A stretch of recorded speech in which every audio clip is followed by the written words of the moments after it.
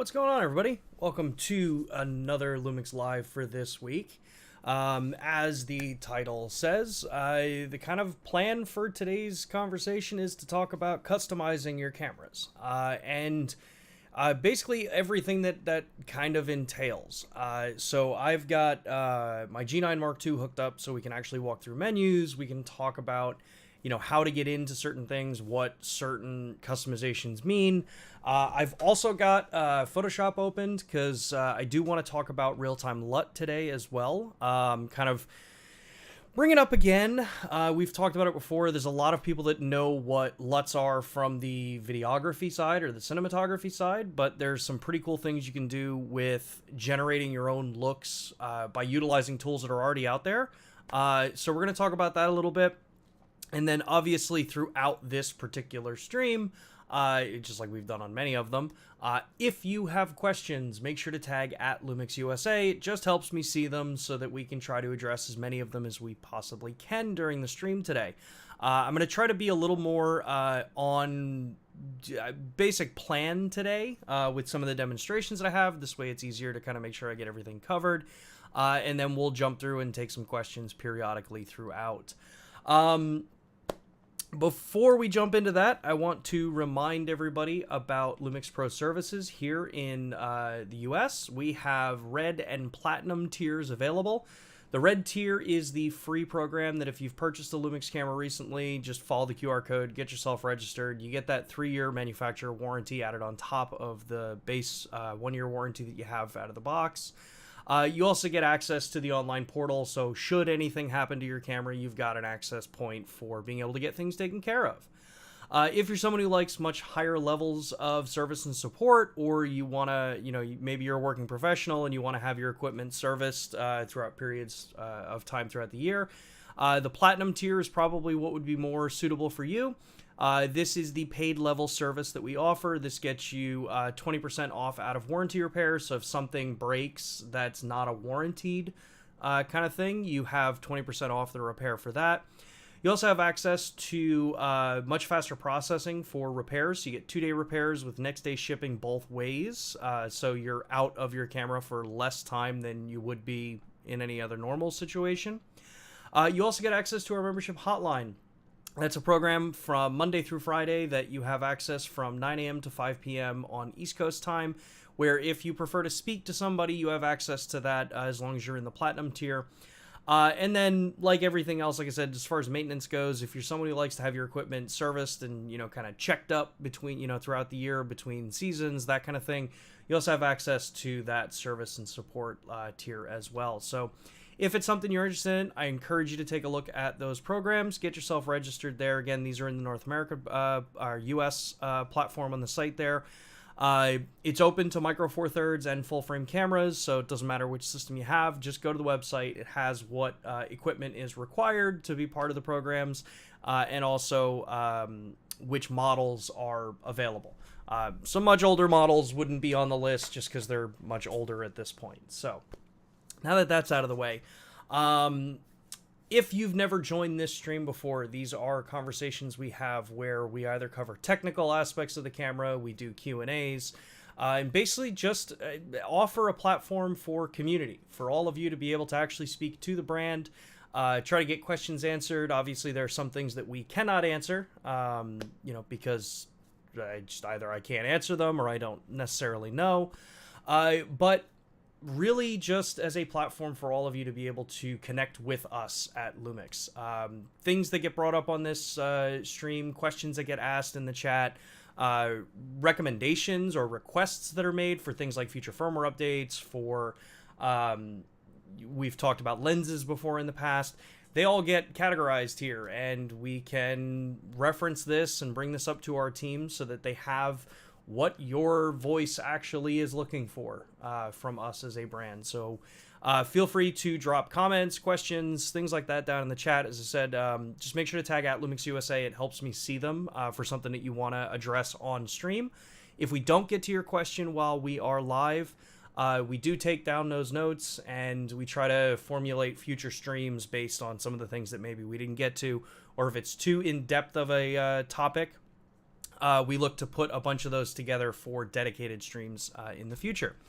So, before we jump too far into that, the actual demonstrations that I have here, want to run through some of the questions here and the comments that have been made before the stream started. So, Tobias says, why are my pics from the G9 Mark II softer? Ran multiple tests against the original G9 and GH6 using the same lenses, using the same lens settings. Sharpness is significantly lower.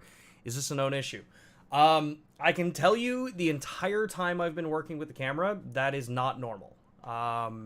The files that come out of the G9 Mark II, whether they're JPEG or you're working with RAW software that is actually supporting the files, the images are sharper. They have more detail, they're better dynamic range. Everything about the image files that come out of this camera are better. I've tested with the 50-200. I can't pronounce the other person's name in here, but referencing about like the 12-35, 35-100, the 45 macro, the 42.5, 1.2, and the 7-14. I've used all of those lenses on the camera, and they are sharper than what I get on the GH6 and sharper than what I get on the G9. So not 100% sure what challenges may be happening on that side. One of the first things that I always recommend, if you're noticing, okay, maybe images might not be sharp to what you're looking for, do a couple of troubleshooting things first. Things like turn stabilization off, make sure that the lenses don't have problems with them. Many of you have already commented that you're already updated on firmware. I always recommend just double checking that, especially with the 12-35s, because there's various different versions of that lens out there. If you are still having problems, that's where you would want to reach out to a service and support team in your region and kind of have them check the camera out, make sure that there's nothing wrong with it.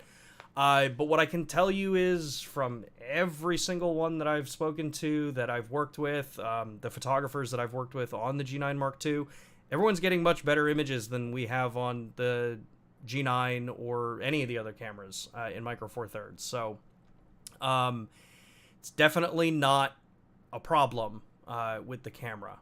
So I would encourage you to take a look. Possible, if you're still running into issues, take a look at service, have them get the camera in, take a look at it. Because yeah, it is a much better sensor than what we've used in G9. It's sharper, or it's higher resolution, and it doesn't have a problem with the lenses that I've been running on it. And I've run all of the lenses that have been in that list with it so far. So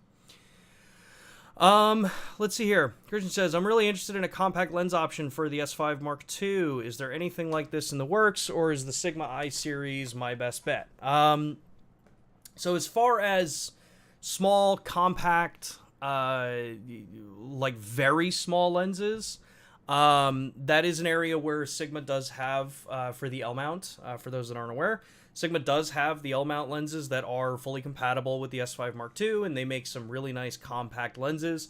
The most compact that we have are the f1.8 series, so they're all going to be the same chassis, roughly the same weight, same filter thread, all that kind of stuff on these. If you want smaller than that, it basically is the Sigma lenses. As far as is that something that we're looking at in the future for adding lenses in that kind of style, honestly don't know. We do have a lens roadmap published that has a couple of things that we're kind of working on. But as far as more detail about that, even if I did know, I wouldn't be able to share that out. There are rules and stuff like that as far as, you know, the information that is allowed to be talked about, especially as things are under development. So what we do know as far as lenses are is that there are a couple on the lens roadmap that are under development, and as we get closer to releasing information about that stuff, obviously we're going to talk about them here, and we'll show, you know, examples of all that kind of fun stuff. But interesting hearing about a 40 millimeter.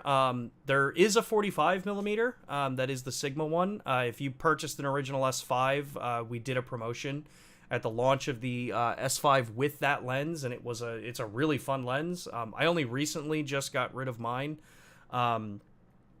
moved it out of my equipment here, mainly because I like 45, but I like our 50 1.8 better. So just different choices. But 40 is an interesting focal length for that stuff. A little different than the 35 typical that street photography tends to lean towards. Let's hear. Ian says, is it possible to have near far on the cursor buttons on the control dials? So this is actually part of one of the things that I want to talk about. I'm going to go through a couple more questions, Ian, and then we're going to dive into talking about customizing the function buttons and what you can do with the various ones. And near and far focus is going to be one of the pieces that I talk about with that. So I will get back to that in a moment. Adventure, do you know if the S5 Mark II will get the same subject detection options? We've gotten this question a lot. Honestly, even if I did know, I wouldn't be able to tell you until the company's ready to make any kind of statement as far as things like firmware goes, product releases, all of that stuff.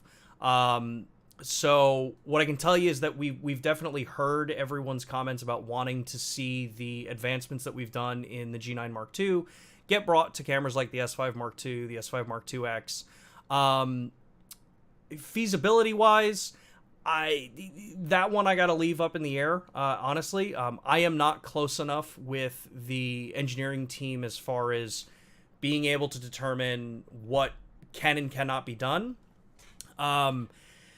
Know that as a brand, we do really plan on what we want to try to implement, whether it is something that comes out later on and it's built on the same engine, whether or not the sensor itself can handle certain things. A lot of this stuff all does go together.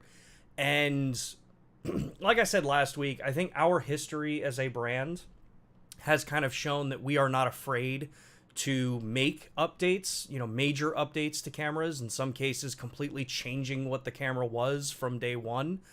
Doesn't always mean that it's going to happen, but we do put that level of care into the products that we develop. We want to make sure that if we can do something, if it adds actual usability value back to the camera, if it improves performance for the various different aspects of uses, we'll always do what we can to make sure that, the cameras stay as up-to-date as possible. When it comes to firmware and updates, I think one of the easy things to kind of fall into, no matter what, across the board, is that it's easier to say, hey, this should be able to do that. Truth is, none of us write code for these cameras. None of us actually understand what the actual hardware capabilities are of the processors, the code that's being used for the cameras. That's where, instead of necessarily me coming up here, I mean, I do it still, but instead of necessarily saying, hey, it's going to happen, kind of trust me kind of thing, look at our history. We've always had a strong reputation of making sure that we try to improve these products over time. When it's possible, we'll push them as hard as we can. Certain products you'll always see can be developed, basically as hard as they possibly can go on the hardware from day one, which it's a trade-off. That would mean that, usually you end up getting a little more limited in firmware later if you've already pushed hardware as hard as it can go from out of the gate. But that also is a different type of product when you start looking at it. When as far as you look at making equipment better over the years, again, I point to our history. Look at the original GH5. Look at the original G9. I think is a great example of that. We'll always try to make them better as we can over time. But also remember that a lot of this stuff isn't just as fast as like snap our fingers, it's done. So a lot of research has to go into how do these things, impact existing features, functionality? How do they interplay with each other? If you add A, what does it do to B, C? And then more importantly, what does it do to Z in the series of features in the camera? So firmware does take time. And it takes a lot of care, especially on our side, because when we do release things that are major updates on these cameras, as we've done in the past, it's safe to say that, when we release them, it's a very well thought out way of releasing it, so that it's not, you push an update and all of a sudden someone finds out like, hey, now it's corrupting all these files, or now it's when I push this major update, now all of a sudden things like high res shot might not work, that kind of stuff. That's the level of detail that goes into making sure that it works. So as far as specifics and things like firmware, stuff like that, even if I had details, I wouldn't be able to tell you until we're ready to talk about things like firmware update. Now, to the second part of the question, there would be a chance to use the EX teleconverter with high res modes. So I think there's a bit of maybe a misunderstanding as to what things like digital zoom, intelligent zoom, even the EX teleconverter modes on the cameras, what they actually do. So to begin with, you have to look at the resolution that you want your final output file to be, right? So if I want to say shoot open gate in video, I want that full high res option that comes out of the camera, whether it's going to be open gate on the Micro Four Thirds platform, which is 5.8K, or I want to do 6K, which is in the full frame cameras. You have to look at that resolution. If you are outputting, say, 6K of resolution, you can't use tools like EX teleconverter or things like that, because you can't zoom in tighter than the resolution that you're trying to output.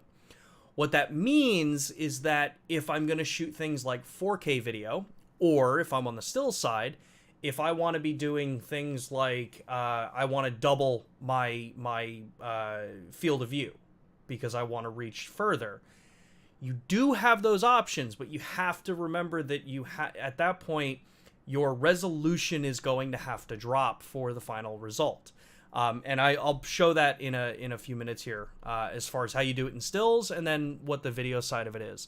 So those things do exist, but if you're looking at high resolution shot mode, so like if you want to do the 100 megapixels you can get out of the G9 Mark II, or the GH6, or if you're looking at the 96 megapixel from the S5 Mark II or the Mark IIX, if you want to maintain that high resolution, because that's what that mode is designed to shoot at, that's why you don't have access to those in those resolution modes, because those are about recording the highest resolution.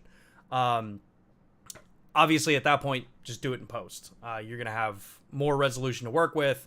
And the way our RAW files work anyway, even if you're doing this in standard, just regular 24 megapixel or 25 megapixel, you have that ability that your RAW file always still maintains the highest resolution of the image, so the full normal aspect, to then be able to readjust it later if you want. All of these kinds of things will only ever affect the JPEGs that come out of the camera. Let's see here. I do want to address this one before I jump into the demos. Tobias, I know you can't comment on future firmware updates, but in your own estimation, is it technically possible add the animal eye detection to the S5 Mark II? So this is where I will not give an estimation as far as whether it's technically possible or not. I am not an expert on what hardware and software interplay is capable of doing. That's not my job. I don't pretend to do that. Anyone that doesn't, that's outside of an engineering team for the company that you want to work with as far as cameras go, anyone that's outside of that group cannot answer that question for you. It's only speculation. And speculation is, there's phrases about opinions and speculation that would very, very much fall into that kind of category. The only thing I can say, Tobias, is just look at our history. We understand the importance of making sure that the equipment that you're purchasing is kept as up to date as it possibly can be, especially over time. You know, you're spending a decent amount of money on camera equipment. It's in the best interests of the product, it's in the best interests of you, and it's in the best interests of us to do whatever we can to make sure that that equipment is kept up to date as we learn and refine newer ways of doing things, especially when it comes to things like a brand new engine and sensor architecture that we work with in cameras like the G9 Mark II or in the S5 IIX or the S5 II. Totally new engine. That whole move was so that we could do a whole ton of stuff with the cameras. So looking at how you customize cameras. So obviously we've got a ton of flexibility in modern cameras. It's hard to not really have that level of control to make them your tool, because they're basically just computers. Now, what level of computer is a very different concept. A lot of people think, like, oh, well, if a phone can do this, why can't the camera do it? Well, let me put it in perspective for you. I'm going to go back to my main camera. Let me put this in perspective for you. The processors and things that are used in mobile phones, like this is one of the newer processors out there in the newer fold phones, from things like Samsung, the newest, M chips from Apple. Those things are light years more powerful than what any camera system is running. Camera processors are typically designed for very specific use cases and what they're very specifically designed to do. Image capture, basic processing, video compression, things like that. And then obviously running an OS on there. So because you still have tons of flexibility and control on what you want to do, but maybe not as necessarily as advanced as you have on mobile devices, you can do a lot of setting the systems up so that they work best for you. Companies will always do what they can out of the box to try to make it, I would say a very conservative middle of the road layout for the way buttons are customized out of the box. But in our philosophy, it's a tool. It is something that you're going to use to either create video, photos, hybrid content when you're making both, whatever it is there. So with our system, we offer a ton of flexibility when it comes to that. So from a hardware perspective, and hardware I mean by the actual function buttons that are on the camera, so the tactile buttons that you're going to interact with on the device, we have an entire menu here for the FN button set. Now, for those that don't know where this is, or maybe you just got a camera and you're just learning with us here, this is under the custom menu. It's under the operations page, and it's going to roughly be in the same position for all the cameras. This is a G9 Mark II, so this is the newest menu system that we're using. Some things might be, one page off or so, but the terminology is always going to be the same. And then you go into FN button set. So under here, you've got a couple of different choices for customization. You've got either for rec modes, which is when you're actually in the capture modes for the camera, so that's photo or video. Then you have the play mode, so this is the playback mode. So under the rec mode, you'll see that you have a lot of the main buttons. Even if they're labeled, you can reprogram them. So things like white balance, ISO, exposure compensation, you can reprogram them to what you want. Even on the G9 Mark II, you can reprogram what the video record button does, the big old red button on the top. So for the photographers out there that don't want anything to do with video, you can change this. You can have this be whatever else you want it to be. You also have a number in the back, so things like the AF on button, the autofocus select, even the live view button, you can change what they do. It goes even further. With this camera, you have two function buttons on the front of the camera. As I hit the shutter button and drop out of that menu. You have the front two buttons as well, which offer you, again, two more hard keys to be able to go in there and change things to whatever works for you. And then, depending on if you've turned it on the camera, and I'll show you how to do this in a second, you also have the touch tab functionality as well, which comes default with 3 of the 5 already pre-programmed. 2 of them you can still add. Then even further, you have the 4-way directionals on the back for where the command dial is, what we call the command dial. It's the one that's around the back, on the back side of the camera that rotates circular on the back of the camera, not the top dial. This out of the box doesn't have anything programmed into it, but you can reprogram these as well. And then you'll notice as well, there are also a number of other ones here that are grayed out because of how I have my camera set up. That can also be programmed. These are the joystick buttons. You have the 4 ways on the joystick, and then you have a center press on the joystick as well.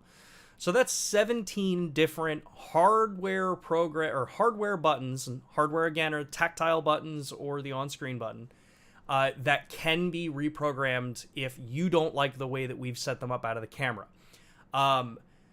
But this isn't the only way that you kind of get into this. Before I go into these different details, I want to show you a much faster way, because a lot of times you may want to change some of these things on the fly. Certain buttons, you have an extended functionality that you can do with them. So if you have your camera, right, and say I want to take the back directional pad here, and I want to reprogram what these buttons do. Instead of diving into the menus, you can just press and hold the button on the back. And when you press and hold that button, you're going to get a different menu than what we were just looking at. So I am now pressing the up arrow on the back of the command dial. That drops me right into the menu choice to reprogram that button. So from here, I can come through and say, like, you'll see you have three full pages worth of things that can be programmed to this. I can come through and say, hey, for me, personally, I'm someone that I want my playback button on the right-hand side of my camera. So where my grip actually is happening on the camera, because I don't want to necessarily have to take my face away from the camera to review images. Maybe I'm in the process and it's just easier for me to do that. So I can come in and reprogram the up arrow to do playback of my images. So this allows me to come through, take some pictures, make sure I have a memory card in the camera. I can take some pictures here, do a number of images, and say, oh, okay, I want to review it. So now I can just press up, and now I'm right into reviewing the images. Makes it much faster for some to be able to go in there and make adjustments and check your images that you've worked with. You also have, as somebody else was pointing out, this is where I want to talk about the near and far functionality that we have in the camera. So if you're someone who prefers, say, back button focus, right, for your camera, well, we have an AF on button in the back, which is and I can actually use this is the other nice thing about using the G9 Mark II as the demo camera that's hooked up and having my S5 Mark II X here. I can show you the exact button placement. So on the back of these cameras, we have the AF on button right here.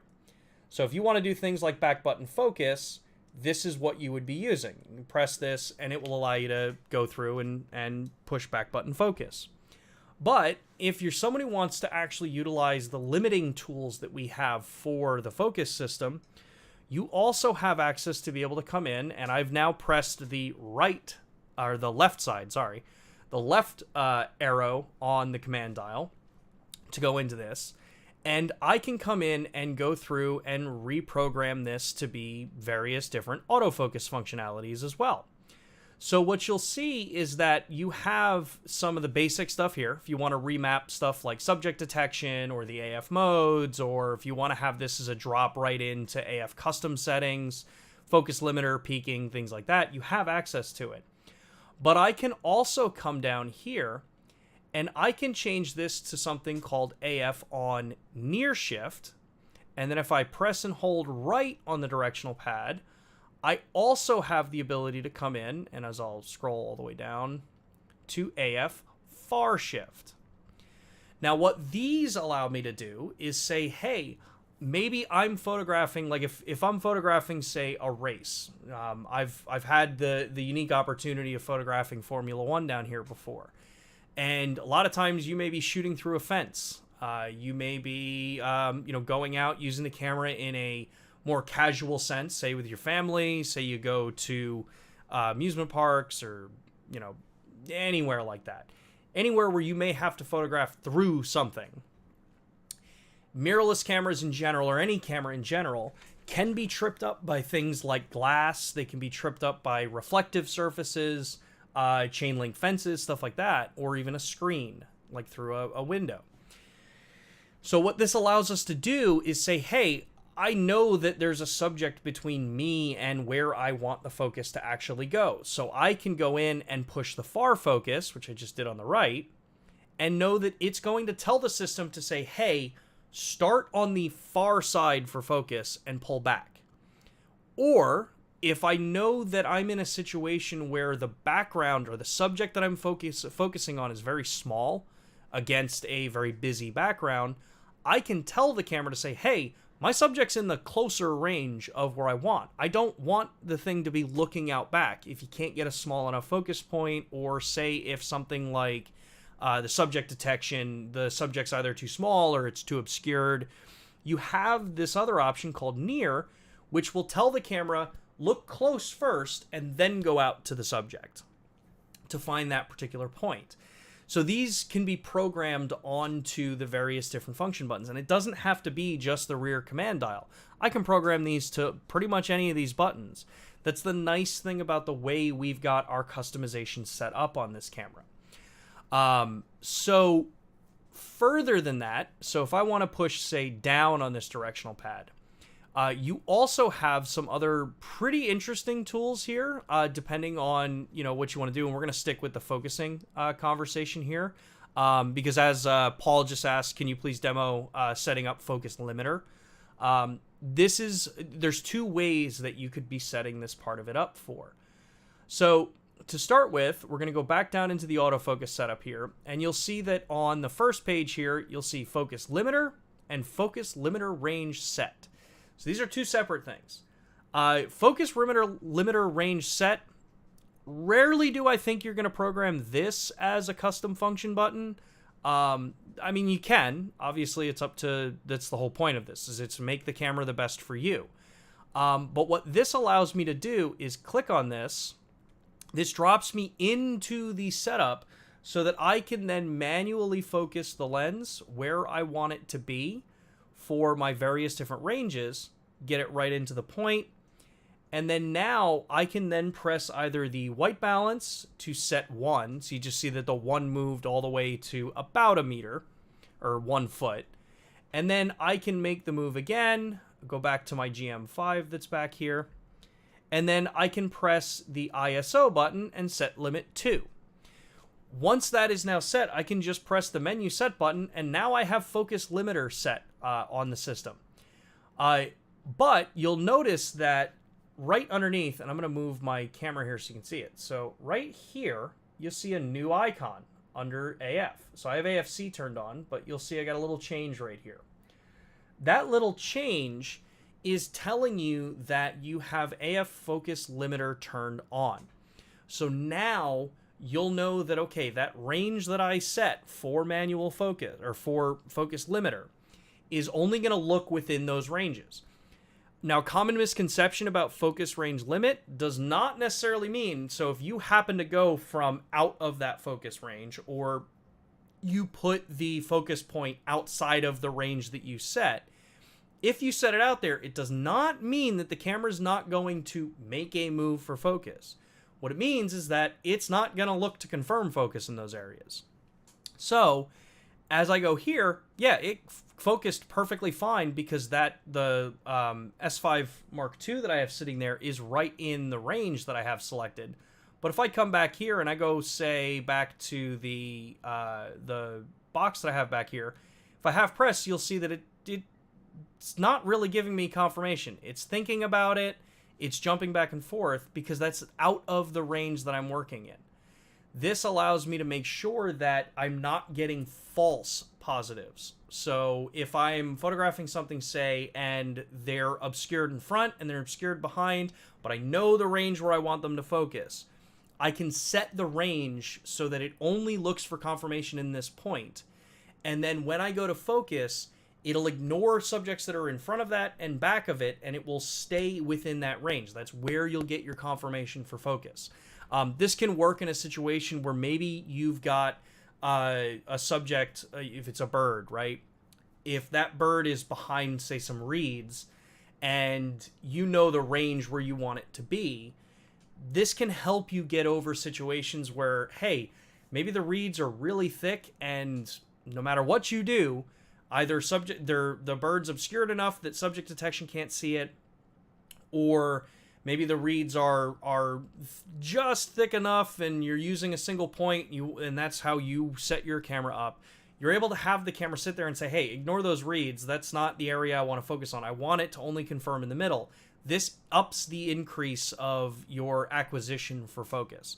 So you have that functionality. Now, if I go back in here, what I mentioned before is that you've got a couple different things here for focus limiter. You have range set, which is where you're going to do your first primary, I want to set the range. But then you just have focus limiter as an option. Now, this just allows you to toggle the feature on and off.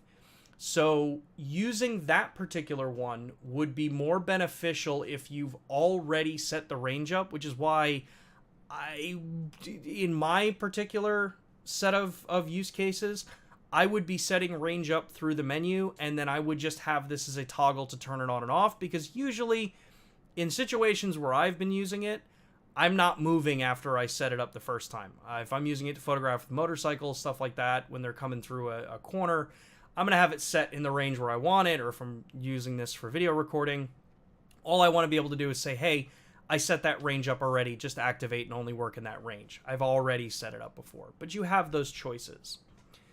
So let's take a look. A couple more of those questions came in. We got through that part.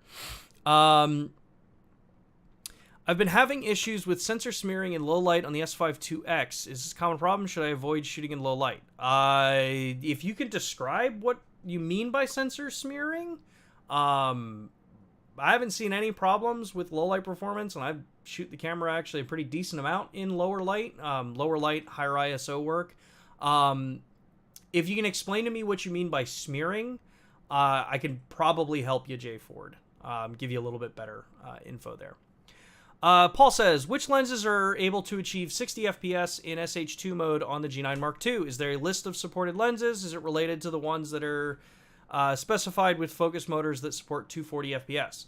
So, two things here. The 240 FPS, it's actually 240 hertz, is the refresh cycle rate that the lenses communicate. Some of them can communicate at 480, others are 240. Pretty much any lens that we have in our system, and I say pretty much because it kind of excludes the very, very early LUMIX lenses. So think like the 14 to 45. I have not tested the 8mm fisheye, although 8mm fisheye at any aperture is going to be ridiculously short focus throw, so you're not going to have a problem with it. There is no formal list of supported lenses because they all support it. It's just our system fundamentally, because we've always developed on a contrast-based focus system, and they were always designed for video functionality as far as making sure that they were seamless to work, they're going to work. They're going to allow you to get to 60 FPS. One of the things that often gets overlooked, and it depends on the manufacturer that you look at, 60 FPS when you're looking at burst rates, whether it's this 120 frames per second for the most part, the only limiting factor that is going to typically change for all camera brands is going to come down to aperture choice. If you're stopping down to say f22, older lenses may struggle with that because the aperture motion is slower than, say, newer lenses. That's really the only thing that would ever change things like that as far as the way we've approached it. So if you have a G9 Mark II and you're using, like, you know, the older 45 to 200, burst rate is going to be fine. If a lens is not capable of certain functionality, it's going to be grayed out in the menu. Those of you that have been around in Micro Four Thirds long enough probably remember the original 20mm f1.7, the first generation, the fully grayed version of the lens. That lens itself, in the first iteration of it, which was it's not a current lens anymore, that lens wasn't able to do continuous autofocus in certain video functionalities. So when you would put that lens on, it just wouldn't let you do that. Those modes would be blocked out. It would switch either to AFS or you'd have to go to manual focus. Typical process is going to be the same in modern cameras. If you put a lens on it and it's letting you do things like SH60 or SH75 on the G9 Mark II, yeah, it's going to be able to hit those rates. It just depends on, like I said, how old is the lens? What aperture are you shooting at? Again, vast majority of cameras out there, actually I'm pretty sure all, camera and lens combinations out there. If you stop a lens down all the way, or you substantially stop them down, usually your burst rate is dropped a little bit. Electronic burst rates change that a little bit. One of the things that you do with electronic burst rates, because it's effectively at the frame rates that we're all hitting now, it's effectively video. I know photographers are going to hate that. It's effectively kind of like video. What I find typically, because of the way I shoot my cameras, is I use depth of field. I use the aperture setup for constant preview, and I'm using either manual or aperture priority for that. So my apertures always stop down anyway. Stuff like that helps in various different scenarios if you know that you're going to be really pushing the bounds of an aperture change on the system. So almost all mirrorless cameras these days are going to default have the lens be wide open for focus acquisition. This is mainly because wide open lenses give you more accuracy for focusing to a finer level of detail. When you stop down, because your depth of field is increasing, you run into a couple different challenges. One, your target area for where you want to focus gets bigger, because more is in focus because you're stopping down. But also, phase detect systems don't like focusing with lenses that are more stopped down. And I say more because the target point varies depending on implementation and where companies feel comfortable setting those points. Phase detect systems need an abundance of light. They need to have as much light flood the sensor as they can. So that's one of the reasons why mirrorless cameras across the board, and even DSLR lenses, were the same way. The more light you can give them means the more wide open they are, the faster they can focus, the more accurately they can focus. So yeah, that's how that works. So yeah, as far as the lenses go, if it lets you select it, it's able to hit that number. Let's see here. Leaf says, when outputting raw video over HDMI with the G9 Mark II, is the automatic dynamic range boost incorporated in the image like with the internal codecs, or is this processing not present? Dynamic range boost on the G9 Mark II is an automatic sensor-based function. It is not a software-controlled function. So what that means is that, and this is why if you look at the ranges that dynamic range boost works in, it's up to 60 frames per second. The sensor, we know, reads out at 120 frames per second. We can do 120 frames per second in 4K. And that's coming from the full sensor width that it's doing that. So you're getting 120 frames per second 4K. That's coming from the full resolution. Just you can't do the full open gate kind of thing. That's where things like rolling shutter come in because of sensor height, stuff like that. Because that DR boost function, the way it's working at a hardware level, when you do raw over HDMI, because we can do up to 60, you can do 120. When you do 120, DR boost is not working for the raw or any of the recording functionalities. You are getting the benefit of that system, even in raw video. Because it is before the image is processed in the processor, whether that means that it's compiled, put together, and then sent for raw, or internally processed and compressed, all of that's being done ahead of that part. So that is sensor hardware level that's happening at. So yeah, it works there.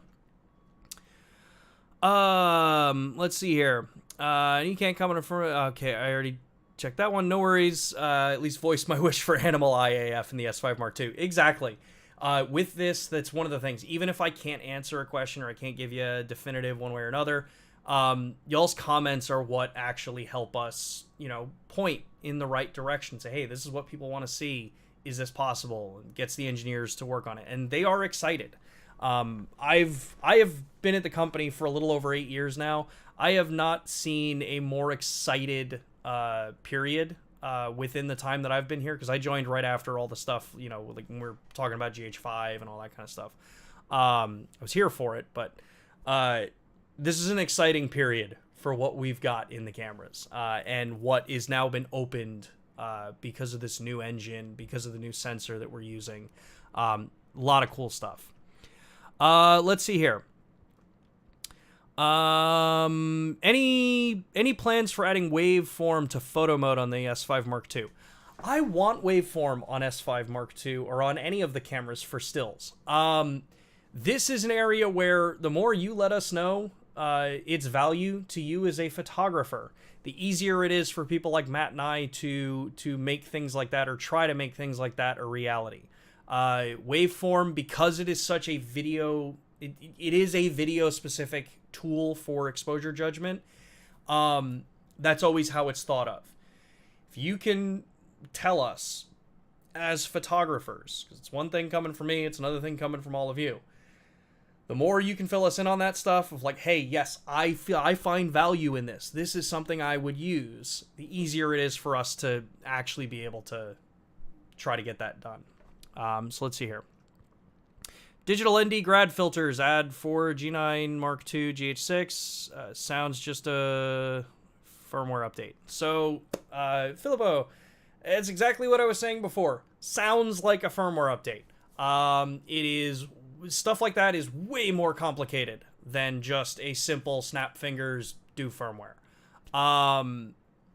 Whether or not that is something that we're even considering, I don't know.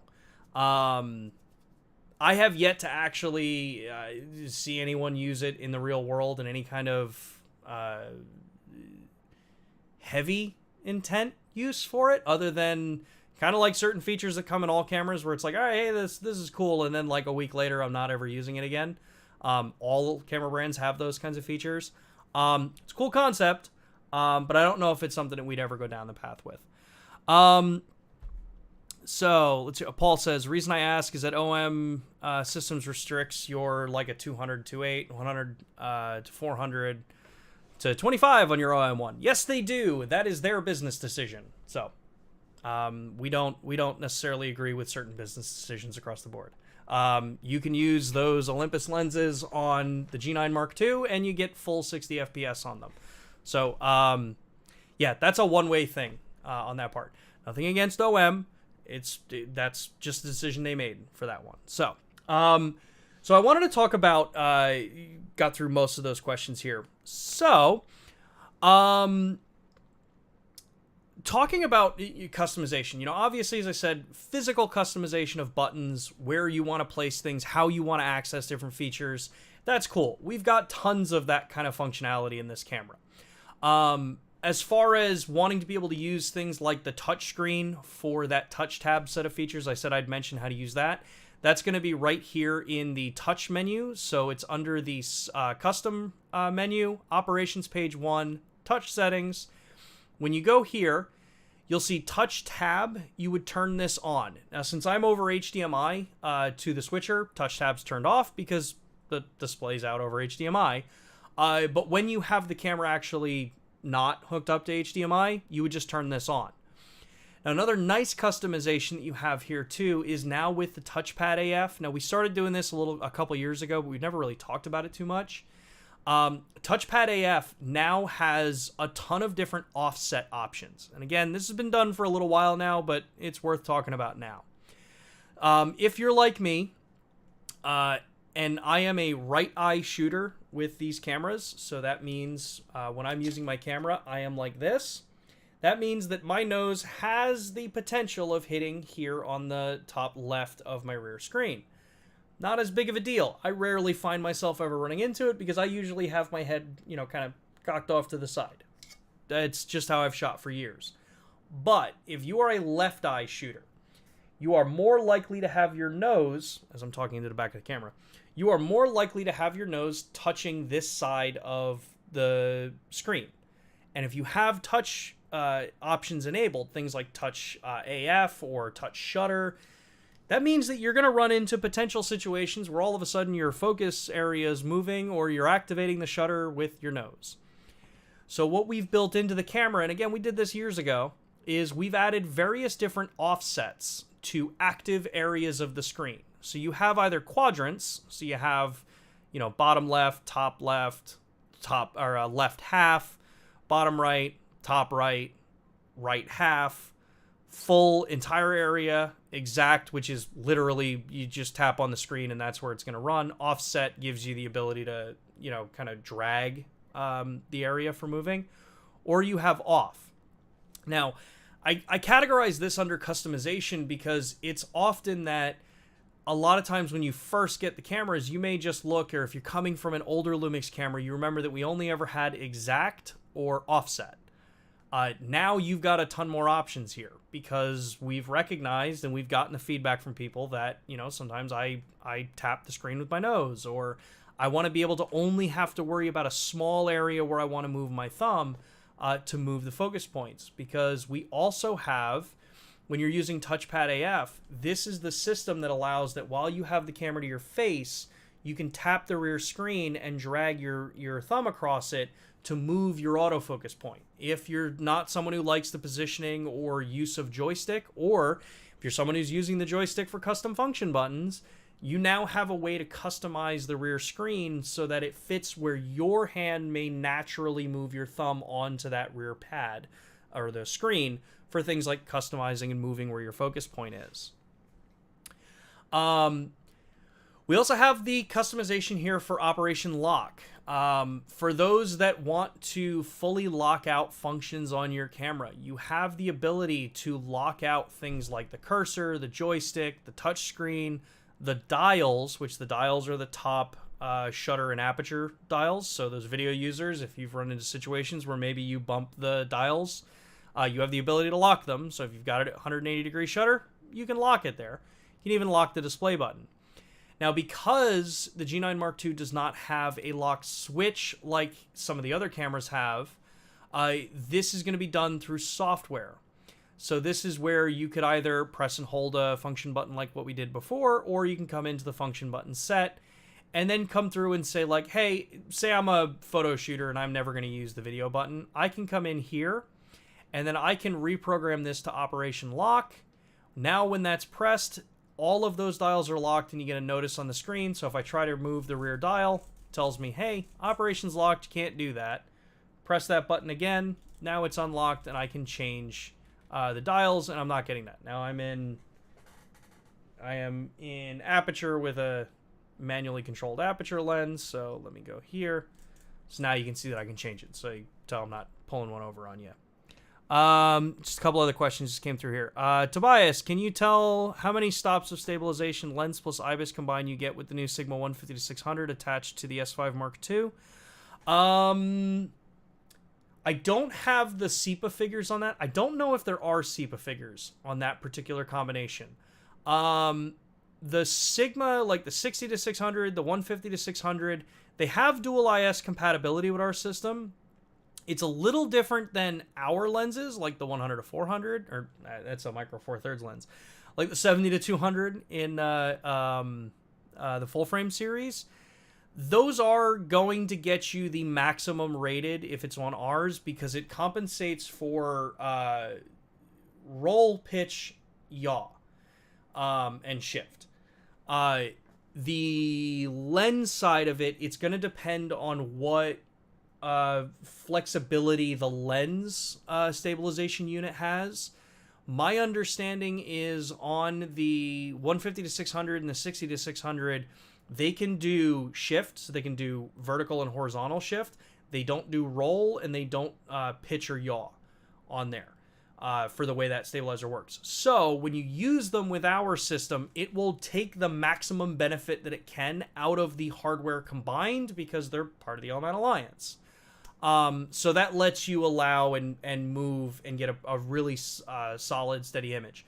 A number of streams ago, this was probably a year ago at this point, whenever the 60-600 got announced, Sigma was gracious enough to send one over to us so that we were able to talk about it. The biggest thing you're going to notice with 60-600 is that out at, say, 600 millimeter, no system's going to really give you a strong stabilization SEPA rating, because that's not really what you measure out at that crazy focal distance. Most of the time, SEPA rates out to around 200 millimeter is where you get figures for. And on our cameras, it's either going to be 7.5 stops for the full range. If you look at like the G9 Mark II, the numbers are actually a little different. It's 8 stops in body on the G9 Mark II, and it's 7.5 stops out to 280 millimeter field of view. The reason for that slight drop is that, one, we're now rating out to 280 instead of 140 like we used to do. And at that point, it's limited to really just how far you can move the combination of optic and sensor. But back to that 150 to 600, what you're really going to notice is that when you turn the stabilization on for dual, it's about smoothing the preview out of the image. At 600 millimeter, you are still going to want to follow the basic 1 over focal length rule for for sharp shots. So you're gonna try to want, like, at that 600 millimeter, you're gonna want at least like 1/800th of a second, maybe even faster, if you really want to make sure that you're super sharp on that. The stabilizer will help, but even at those ultra telephoto ranges, don't necessarily expect that you're going to get like 7.5 stops of stabilization, because that's not what that is designed for. All companies have a rating based on SEPA, which is the standards system for that, based on a focal length that's being tested for it. So hopefully that helps.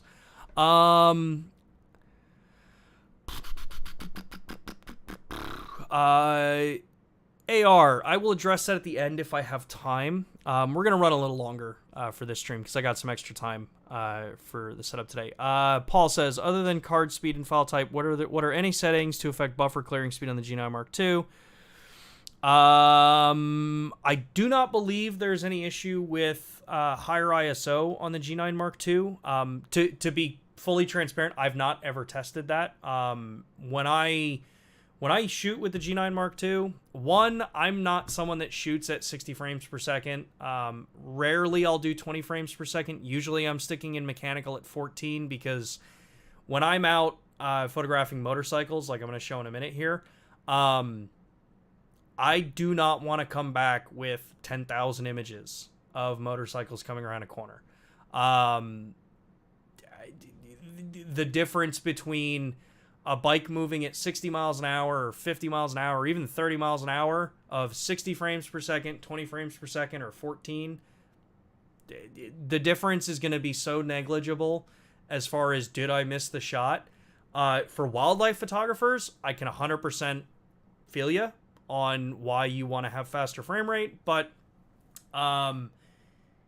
yeah, I don't believe there's a difference in the processing there, but I've never tested it. I can test it this weekend because we're supposed to actually be pretty nice down here. I'm actually going to get out and go photograph again to try to get you there. As far as buffer clearing goes, I think this is one of those biggest things that gets maybe a little confused. Some people have commented this online. Buffer clearing is down to a number of different things: file size, individual file size, number of files, and the speed at which the card can communicate through the pipeline. If you're comparing a camera that can clear a buffer really fast, but it's using files that are half the size or 20% or 30% smaller than the file sizes on another camera, and you're looking at the time for that, you're not actually looking at the same amount of information, because you can't take smaller files. You have to look at the total amount of file size that is being cleared. That's how you'd be able to judge. Not saying that we're the fastest out there, not saying that we're the slowest out there. I think there's just a lot of opinion out there as far as this is what's happening, this is what's happening. Not as much actually looking at it data-wise, what it's there. So, yeah, again, it's not a shot at OM users. You guys make some cool cameras too. You guys are using them. I wouldn't knock a camera that someone is using and having a lot of, really good experience with. All cameras are pretty dang good these days. But look at things objectively as far as things like buffer clearing. I've put probably close to around 30,000 frames through the G9 Mark II since before it launched, and I've never run into where the buffer stopped me from capturing, and that is when I was forcibly working with 60 frames per second, even the 75 frames per second. But I also don't chimp images throughout the day. Not saying it's wrong, it's just not my style of shooting. So everyone's going to be a little different on the way it works. So I want to talk about a customizing. So we've talked about customizing the camera on a broad scale. But what about your images? Customizing your images is going to be one of those things where it may depend. If you are a raw photographer, so you photograph, you use raw, that's what your workflow is. Not a lot of this may be that relevant to you, but it's good to know. In our cameras, we have the photo style options, and we have tons of various different photo styles. So you have, standard, which is our normal out of the box. Depending on the camera companies you look at across the board, what we call standard is not what, Sony, Canon, Nikon, Olympus, or Fuji are going to call standard as well. Every company's going to have a different quote-unquote standard. If you're coming from some of those other brands, our natural tends to be kind of the closest match to some others. But this is why you have customization of things like color profiles in the camera. Each of these profiles can be tweaked. So when you come into this way to get through the menu, which again is you go into the main menu here, whether it's photo or video option, you go to image quality, photo styles, and then you come through and you pick which ones you want to work with. This is what allows me to come in and say, hey, I want to take, say, vivid, or actually, let me do what I typically like to shoot. So I like the new, like a monochrome profile on the G9 Mark II. But I want to be able to use things like the filter effects. I want to be able to come in here and say, I want a red filter on my particular black and white image. I also want to be able to add grain to that image. So I want a, say, standard level of digital grain added to the image. And maybe I want to take down my sharpness a little bit. Typically here, if I'm going for a really grainy image because I'm trying to mimic like Tri-X film or really old high-speed film, this is also where I turn things like noise reduction all the way down. Sharpness, usually pulled down a little bit. And then you also have things like you can play around with highlight, shadow, and then overall contrast. So this lets me customize the basic color profile of what I want to use. Now, what's cool about this is that if I go into the Q menu, you'll notice that now the Leica monochrome or the color profile that you're choosing has a little asterisk on it. That's telling you that it's been altered from the original state. So the default state of what that profile is, it's just a little visual cue to tell you that. But we also have a really cool function in the cameras called real-time LUT. Now, this is a two-part piece here. Real-time LUT is also a named color profile in our camera. Real-time LUT allows you to take by the named color profile, allows you to take log footage, so this is for video users, lets you take log footage and then apply what's called a LUT on top of it. So I can come in here and I can look and see this has the like 709 conversion from Vlog. Cool. I can turn that LUT on or I can turn it off. This means that I can be shooting with a profile that is designed to capture the most dynamic range for video, but then I can have my real-time LUT or my 709 or my grade that I already normally apply, which typically tends to be your correction LUT, applied already, and know that I can take advantage of exposing this piece of footage to the maximum amount of dynamic range that I know I can get in this particular style. But it doesn't just stop there. If you're a photographer with this, you also have the ability to now use the My Photo Styles option, pick the base color profile that you want to work with. So say I like working with L Classic Neo, which is kind of our more like 70s, 60s, desaturated kind of look to it. I can then also come in, scroll down, and say, I want to apply a LUT on top of this. So now I can come in. Right now I don't have a LUT selected. I'm going to use the like 709 LUT here. I can apply this LUT on top of that L Classic Neo color profile, make some other tweaks here. L Classic Neo also allows you to add grain effect. It also allows you to add either color noise or take color noise out of the edition there. So now I have a customized look that is how I want it to be. So how do you make your own? We've talked about this before, and I think there's a lot of confusion online, mainly because LUT is a term that's used much heavier in the video side of the world. It is only now that we're starting to really push the concept of LUTs for stills use case. But One of the coolest things is that Adobe Photoshop and some other programs as well have the ability to generate LUTs for you. So I've got an image here. This is the S5 Mark II X from the 100mm macro, just photographing some motorcycles. I have the ability to, come in here. I can edit based in layers. So if you're used to working in Lightroom or the non-destructive programs for editing, this will be a little different. You may only ever have to do this once to create your look, and then you can kick out a LUT from this. But I can come in here and I can say, hey, all right, I want to throw a levels layer on this. So I want to bring this down, and I'm not editing this in a way that actually, like, I really want to have it look. So bear with me. I'm not making this look like a perfect presentable photo. I can come in here. I can add another layer. Say I want to add some photo filters to this. I want to warm this image up. Or I want to come in here. Let's actually cool this one down. So let's go in and let's cool the image down here. So we got a nice cooling effect to that. So I got another layer here. Let's say I want to come in and I want to do another layer. Let's do some channel mixing here. Let's do one of the classic things that you would do for infrared. So let's take that down. Let's take this to 100. This is gonna look horrible here. So just bear with me, y'all. So actually we'll do this. Let's turn this to 0. Let's turn blue to 100. And then let's take this, let's go to blue. Let's flop this to 0. Let's flop red to 100. So now you get this really weird processed looking image, right? So say this is cool. I want this. This is how I edit. This photo was originally brought in Adobe Camera Raw and edited to a base level under the raw file that I work with. So now I've added a levels, a photo filter to cool it down, and then I've done some channel mixing here to just kind of tweak the colors, make them real weird. All I do now is I go to File, Export, Color Lookup Table.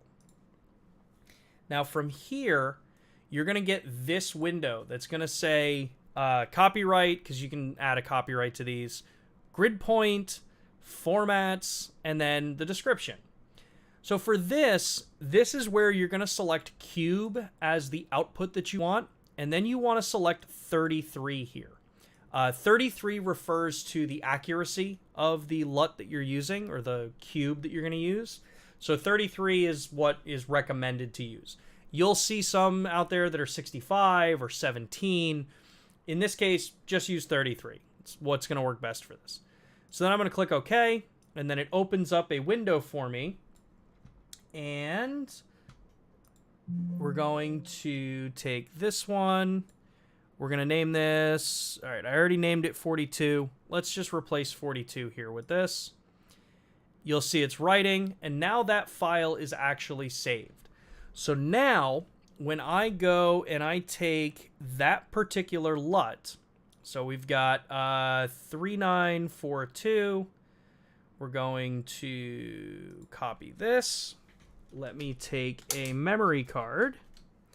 So then you just take your memory card, put it in your computer, and then I'm going to take that file that I just created, and we're going to put that right onto the memory card.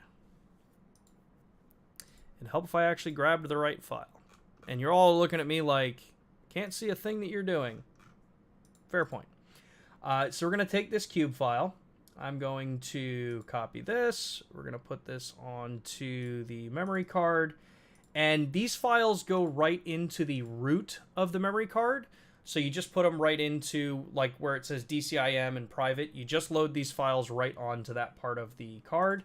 We're going to eject that card, take this, and now we're going to go back to my G9 Mark II, put the card in, and now you're going to click Menu. You're going to go to the Custom mode, and you're going to come up to the top here, and you're going to see an option called LUT Library in the new cameras. Go LUT Library, set 1, load, card 1, now it's reading, it's loaded the LUT that I just created that we just saw on the camera here. Now I can go back up to the photo style. Now remember, as I said here, this LUT that I just created is actually based off standard. So we're going to go to standard. We're going to scroll down, go to the LUT, press display. There's the cube file. And now I've got this kind of cross-processed-ish kind of looking image to now where blue is red, red is blue, and I've flipped all the colors. Now I have the ability to press the display button. I can edit the title of this particular setup here, so we're going to leave it at that title. And then I can save current settings, save that to my photo style 1, so that now if I click into Q menu, I can cycle through the different looks, and now I've got my own custom look that I've created in the camera with all those edits that I just made onto that file from Photoshop. Now, a couple things to keep in mind.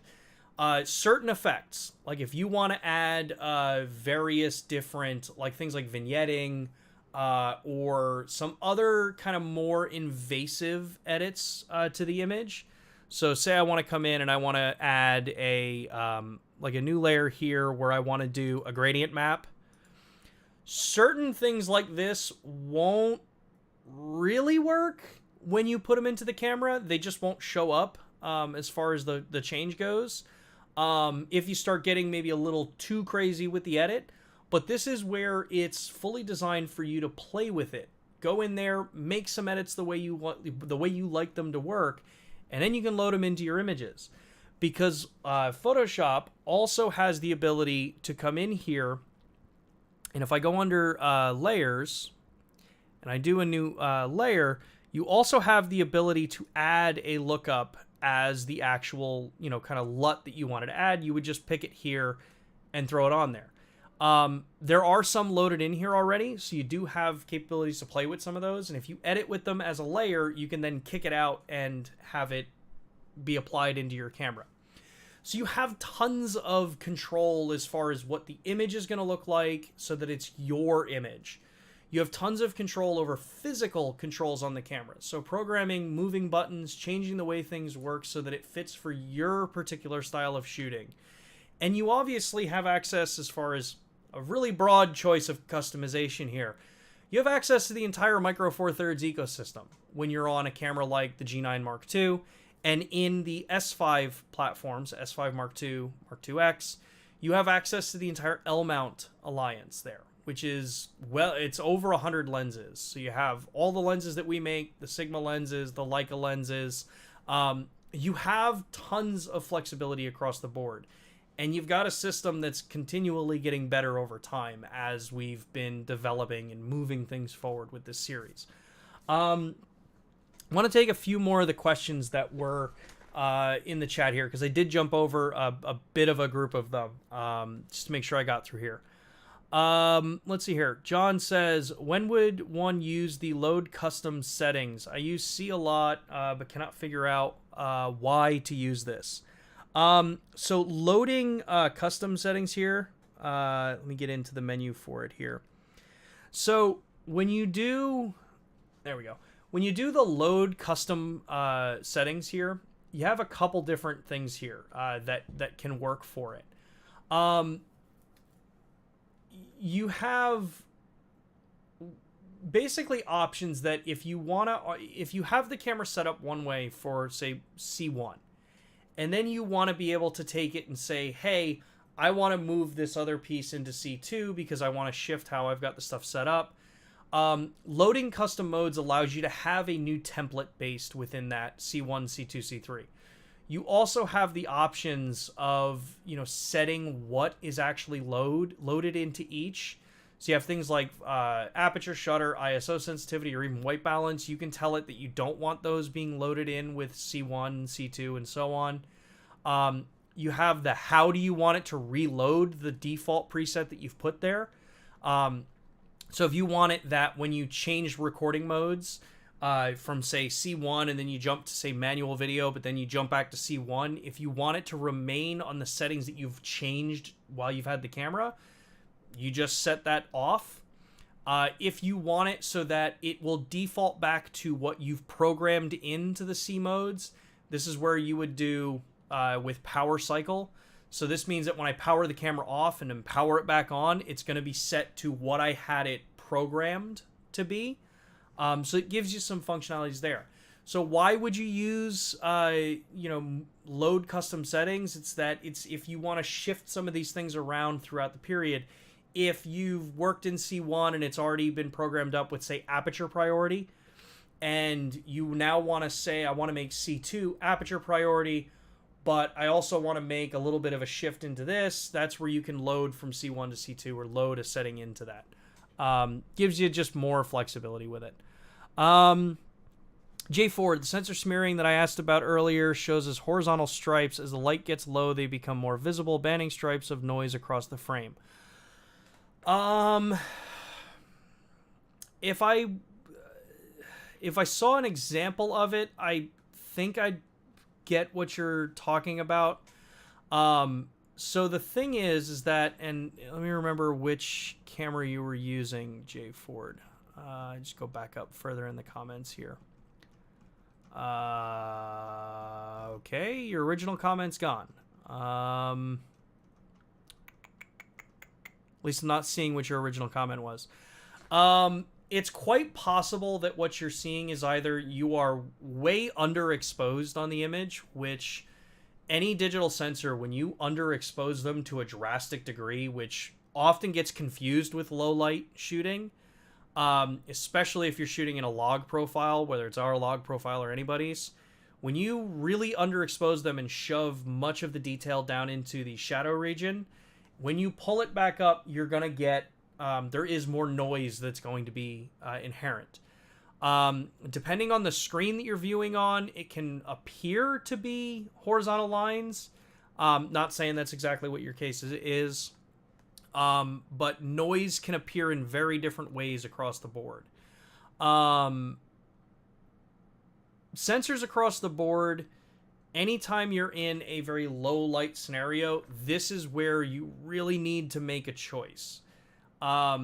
Shooting in no light scenarios, which is basically like if I go outside and I'm photographing under the starlight, if I try to expose for, say, a field of trees or just a field in general, and there's no supplemental lighting, I'm gonna get heavy noise in the shadows when I bring that into post, and I start to bring that back up to where I can make details out. Cameras are great at capturing shadow detail to an extent. The further they are down in the bits for what are used for the shadow region, the more they just basically are encoding noise. This is why in a lot of times it's better to overexpose your imagery in really low light so that you don't have to pull shadows up in post, which is where you're going to get that kind of noise from. The other thing that happens, and if you watch some of your favorite TV shows or Netflix series or whatever, you can notice this. If you're photographing against something that is ultra high contrast, you can also get bleed from images. I've seen many shows. I'm actually watching a couple of shows right now that I can't not see it anymore. Where if like they're creating, and these are high-end cinema cameras that they're filming with, where they pan and then you're looking at, say, an ultra bright window from outside indoors and it's really low lit inside. You can see the bleed in things like that. That doesn't sound like what you're describing. Because when low light happens, you get stripes of noise. It's just kind of what happens. Usually in a case like that, it means that you have to push your exposure up higher, or you have to supplement with lighting because the dynamic range you're trying to capture is just not possible with some of these cameras. That's kind of where that goes. So the other question I wanted to get to was AR was asking, slightly off topic, what is the easiest way of sharing photos I've just taken with a stranger in the street? Bluetooth seems to be the best option, but I find setting up Bluetooth a bit clunky. So what I typically do if I'm out, doing some street photography and I take an image and I want to share it to the person that was there. I did this in Seattle actually a couple of months ago when I was on vacation. Usually what I do in a case like that is I have the system set up. Usually when I'm doing street photography, I have my app connected to my phone anyway for Bluetooth.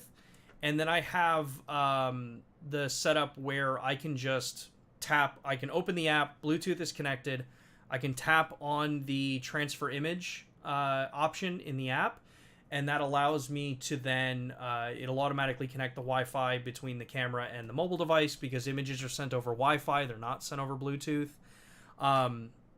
Makes the connection, puts that image on my phone, and then if I'm using iOS and that person happens to be using iOS, I then just airdrop it to them. If I'm using my Android phone, then at that point I'll just say like, hey, are you on Instagram? Are you on, Reddit? Any of these kind of platforms, and then I share the image that way. If you're doing street photography or any of this kind of stuff, and you are a professional, and you want to use this as an opportunity to say like brand yourself because you're a photographer, let people know. This is a situation where you can use, the fact to say like, hey, I have images on Instagram. Are you on Instagram? I'd love to connect and send this image to you. It's typically what I do with the motorcyclists when I get some images of them and I want to share it to them. The other option is just the typical email for that. But as far as getting the images off the camera to your phone, make sure you've got Bluetooth set up with the LUMIX Sync app. That allows the connection to always happen in the background. That's also how you can do geolocation with the images. And then I can just tap on the screen for transfer image and then have it sent over. If you've got a ton of space on the camera on your phone, you can also use the auto transfer function, which will basically keep the bridge open in the background, and as you're taking photos, it's just going to keep sending them to your phone. So that kind of depends on how much storage you've got. If you have folders being backed up, on my device, I have all my photos get automatically backed up to my OneDrive account, or not OneDrive, my Google Drive account. So those images, as they come in, they get uploaded, and then at the end of the day, I just go back into my local storage, and once I confirm they're all uploaded, I just delete them off the local storage, because now they're in the cloud. And then I can share links to people that way. So, let's see here. Al says, when shooting vlog, do you recommend adjusting for brightness value or skin tone? Vlog, if you're shooting in logarithmic profile, especially vlog, skin tone should be roughly around 42 IRE. That's what it's rated for, and then you would supplement lighting for your shadows or your highlights that way. What you can do, and this can cause some things maybe not the way you'd want them to, is you can do the ETTR method, or exposed to the right method, that a lot of people will push online. And if you want to do that for ETTR, that is where you would use, would help if I actually move to the camera. That is where you would use the feature that we call, where is it? Luminance Spot Meter. So Luminance Spot Meter, this allows you to take this particular box here. So I've got this box up on the wall here, and say it shows 109% because I'm in a Rec 709 color profile. But if I take this and I go to Vlog, you'll see now it says plus 3.6 stops. This allows me to go in and basically adjust how bright or dark I want a particular image to be. This will let me protect my highlights, because depending on the camera, you could go plus 6 stops, you can go plus 5.5 or 4.5. It kind of depends on the camera you use. But Luminance Spot Meter can help you say like, okay, hey, I don't want to lose the clouds for brightness. I can set this to kind of get the point there. And then, I don't even know where my color checker is anymore. I can then go in and say, hey, all right, skin tones, I want to take this particular box and I want to move it onto like skin tone and say roughly where they are. It's going to depend on the type of shooting you're doing. If you have full control over your lighting, make sure that skin tones or mid-tones are at 42 IRE. If you're shooting out in like on the go, that's where you can do the ETTR, but remember, you may have a little bit of shifting with the skin tones when you do it that way, because you're overexposing skin tones for the way log is meant to be shot. Log is meant to be shot where your gray point or 18% gray is at 42 IRE. Let's see here. Yeah, I think I got through most of that setup there. All right, well, thank you everybody for tuning in. This has been a really fun conversation. I think a lot of you had really cool questions. I am actually going to be able to get this stream timestamped after this. The biggest thing is just waiting for it to process on YouTube. Once it gets timestamped, I'll be able to get in there, get those things applied there, and then you'll be able to jump through and go back if you want to recheck some of the demonstrations that I made. Other than that, I will be back live again next Thursday at 2 p.m. Eastern Time, right here on YouTube. If you liked the stream, if you felt that you got any kind of useful information out of it, give us a thumbs up. It helps us with the traction online, gets it out to more people. More people like the video, the more people it gets served to. You know how the deal goes. If you're not subscribed and you like the kind of content you're seeing here, or you want to be part of this community, consider giving us a subscribe for it. It's free to you. Helps the creators out there immensely when you subscribe to the content. If you had questions that we didn't get to, leave them down as comments after this video. Once it's posted, the comments also help us with traction online. Gets the video served to more people. But also it allows us to be able to go back and reference. So if you have a question, I can go back and say, oh, okay, hey, this person asked this question. I can create a stream about it. Other than that, I hope you all have an awesome rest of your day. I hope you have an awesome rest of your weekend. Get out there, create some cool stuff.